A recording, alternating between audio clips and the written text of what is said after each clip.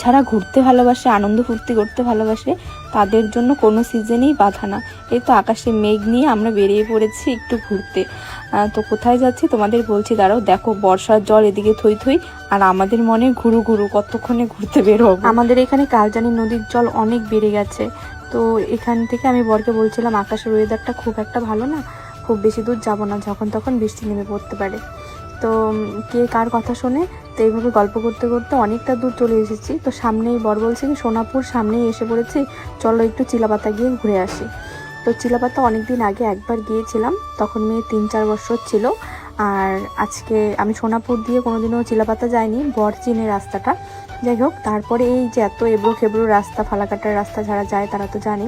এই ঝাঁকিতে আমার চুল খুলে গেছে, এক জায়গায় দাঁড়িয়ে একটু চুল টুলগুলো বেঁধে নিলাম, তারপরে আবার রওনা দিয়ে দিলাম চিলাপাতার উদ্দেশ্যে। সোনাপুর থেকে চিলাপাতার যে রোডটা হয় সেটা কিছুটা দূর আগাতেই দেখি রাস্তা পুরো ভিজে, হয়তো এই সাইডটা বৃষ্টি হয়েছে, বরকে বললাম। আর এদিকে আজকে রেনকোটও আনা হয়নি, বরের রেনকোটটা এনেছে। আর একটা প্লাস্টিক, যে বর যখন আটে যায় সেই প্লাস্টিকটা রাখে সবসময় বরের কাছে, সেই প্লাস্টিকটা ছিল। তো এই রকম আমরা এত রিস্ক নিয়ে মেয়েকে নিয়ে বেরিয়েছি। আর তার মধ্যে চিলাপাতা তো জানোই বর্ষাকালে তো খুবই ভয়ঙ্কর, দেখতে যেরকম সুন্দর তেমনি একটু ভয়ও লাগে। আর এখন 5টা বাজে, আমরা কখন পৌঁছাবো চিলাপাতায় আর কখন বাড়িতে ফেরবো, আমার তো প্রচণ্ড ভয় লাগছিল। আর একটা মনে ভালো একটা ঘুরতে যাচ্ছে এই জায়গাটায় আনন্দও কাজ করছিল। কিন্তু চিলাপাতা তো খুব একটা রিস্কি জায়গা, হাতি তারপরে যে কোনো জীবজন্তু যখন তখন বেরিয়ে যেতে পারে, অন্ধকার হয়ে আসছে। তো তাড়াতাড়ি করে এখানে গিয়ে কয়েকটা ফটো ভিডিও তুলে নিলাম। আর দেখতেই পাচ্ছ এই জায়গাটা এসেছি এত সুন্দর, টাইমের কথা ভুলেই গিয়েছি। আর এখানে আই লাভ চিলাপাতা লেখা ছিল, সেখানে দাঁড়িয়ে কটা ফটো তুলে নিলাম। আর যখন আমি আর বর দুজনই দাঁড়াই তখন মেয়ে আমাদের ক্যামেরাম্যান হয়ে যায়। তো মাঝে মাঝে ফটো তুলতে তুলতে বিরক্তও হয়ে যায়, বাচ্চা মানুষ বলে কথা। আর বেশিরভাগ সময় বরই আমার ক্যামেরাটা ধরে দেয়। আর এখানে দেখতেই পাচ্ছ এত সুন্দর জায়গা, একটু রং ঢং না করলে ভালো লাগে না।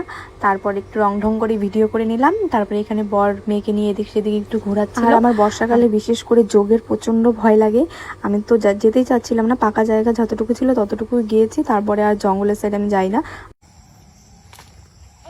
এটার উপরে উঠো, ওঠো, উঠা যায় না সত্যিকারের তো এটা। আর আমার এই সমস্ত বাচ্চামি কথা শুনে মেয়েও নিজে লজ্জা পেয়ে যায়, আমি বাচ্চা না আমার মা বাচ্চা। তো ওই সাইডে দেখতে পাচ্ছ কত ছোট ছোট ঘরগুলো, ওই ঘরগুলোতে ওটা বলে হোমস্টে, আমি ঠিক জানি না। তো বর বলছে চল ওদিকটা একটু দেখতে সুন্দর লাগছে, একটু ঘুরে আসি। তো এখানে আসলাম, এই হোমস্টেটা বন্ধ ছিল, তারপরে আরেকটা হোমস্টেতে আসলাম। তো আমরা জানি না, এখানে কোনোদিনও আসিনি, এখানে কি সিস্টেম। তো বলছে না এটা রুমে আর কি ভাড়া দেওয়া হয়, এরকম নিজেরা রান্না করেও খাওয়া যায়, কিংবা ওখানে লোক আছে রান্না করেও দেয়।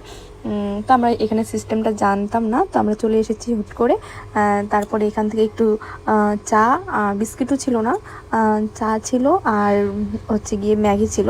তো পকোড়ার কথা বলা হয়েছিল, ভেজে দিবে বলছে, কিন্তু অনেকটা লেট হয়ে যাবে, তার জন্য আমি আর বললাম না, চা খেয়েই চলো বেরিয়ে যাই, কারণ অন্ধকার হয়ে আসলে এইসব রাস্তা খুব ভয়ানক হয়ে যায়। তো এইসব হোমস্টেগুলো খুব সুন্দর আর খুব পরিষ্কার পরিচ্ছন্ন, তোমরা নিজেরাও রান্না করে খেতে পারবে।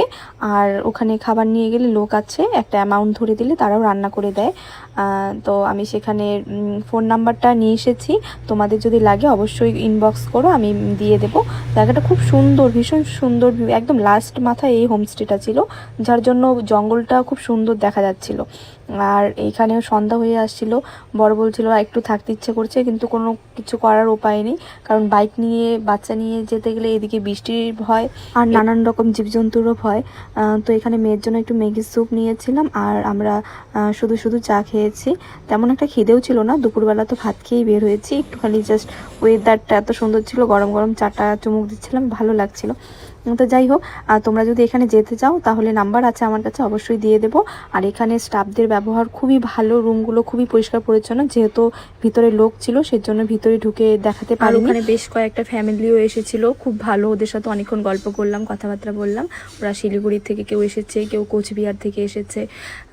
তো এখন অনেক গল্প, অনেক কথাবার্তা এখানে শেষ করে চায়ের আড্ডা এখানটায় সমাপ্ত করে তাড়াতাড়ি বেরিয়ে পড়লাম। দেখতেই পাচ্ছ যাওয়ার সময় প্রচণ্ড বৃষ্টি নেমেছে, আর আমি এখানে ওই যে বললাম পরের একটা প্লাস্টিক ছিল, ওটাই ভরসা ছিল, তো ওটা পরে মেয়ের রেনকোটটা ছিল সেটা পরিয়ে আমরা বেরিয়ে পড়েছি। এদিকে আকাশের ওয়েদারটা দেখছো। আর আসার সময় এই রাস্তা দেখে আমরা মথুরা হাট বসে যেখানে, সেই রোডটা দিয়ে এসেছিলাম।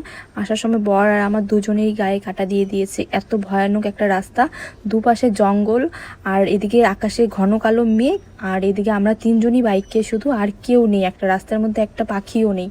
তো এইভাবে ভয় পেতে পেতে অনেক চলে এসেছি বাড়িতে। একটা দারুণ একটা অভিজ্ঞতা হলো। এরপরে যদি যাই তোমাদের সবাইকে নিয়ে যাব, যাতে ভয় পেতে না লাগে। তারপরে একটু বিরিয়ানির দোকান থেকে কিনে রাতের খাবার জন্য বাড়িতে চলে এসেছি। সত্যি আজকে একটা অন্যরকম অনুভূতি হলো, একদিকে ভয়, একদিকে প্রকৃতির এক সুন্দর দৃশ্য দেখতে পেরে সত্যি আজকে খুব ভালো লাগলো।